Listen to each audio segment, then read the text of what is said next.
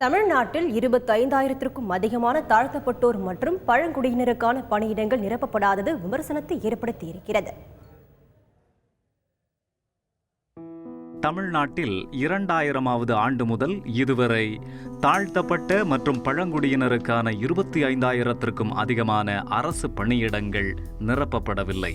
இது தொடர்பாக மத்திய மாநில பட்டியலின அரசு ஊழியர்கள் கூட்டமைப்பின் நிறுவனர் கருப்பையா 2012ஆம் ஆண்டு சென்னை உயர்நீதிமன்றத்தில் வழக்கு தொடுத்தார்.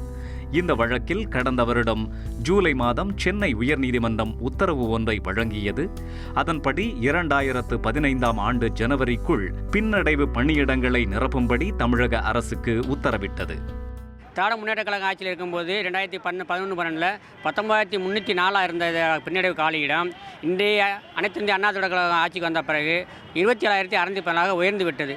அப்போ இந்த அனைத்து இந்திய அண்ணா திராவிட முன்னேற்ற கழக ஆட்சிக்கு வந்த பிறகு நாங்கள் தொடர்ந்து மனு கொடுத்தும் உண்ணாவிரதம் இருந்தும் கூட நிறைவேற்ற காரணத்தினால தான் நாங்கள் நீதிமன்றத்துடைய கதவை தட்ட வேண்டிய நிலை ஏற்பட்டது. அப்போ நீதிபதிகளுடைய ஆலோசனை ஒரு 3 நீதிபதிகள் உட்கார்ந்து வந்து எஸ்சிஎஸ்சி மக்களுக்கு பின்னடைவு காலியிடம் ஏற்பட்டது உண்மைதான் என அறிஞ்சு 27,000க்கும் மேற்பட்ட காலியிடம் இருக்குது. அது 6 மாதத்துக்குள்ளே நிரப்பிட்டு எங்களுக்கு அறிக்கையாக கொடுன்னு சொல்லி நீதிபதிகள் அந்த குழு கொடுத்து ஒரு தீர்ப்பு சொன்னது.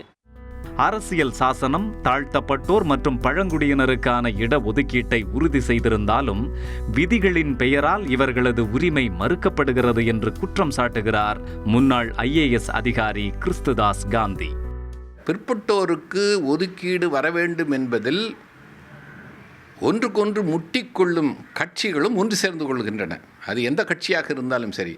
ஆனால் பட்டியல் இனத்தவருக்கு ஒதுக்கீடு அளிப்பதிலும் அவர்களுக்கான பணியிடங்களை நிரப்புவதிலும் அத்தனை கட்சிகளும் சரி, ஆளும் அரசுகளும் சரி வேறு வகையான செயல்பாடுகளை கடைப்பிடிக்கிறார்கள். அதனால்தான் இந்த பின்னடைவு பணியிடங்கள் என்பது திரும்ப திரும்ப வந்து கொண்டே இருக்கிறது.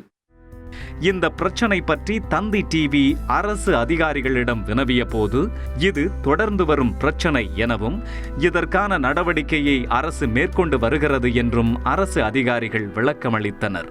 விதிகளை பின்பற்றித்தான் அரசு இதற்கு தீர்வு காண்கிறது, இதனால் கால அவகாசம் தேவைப்படுகிறது எனவும் அரசு அதிகாரிகள் விளக்கமளித்துள்ளனர்.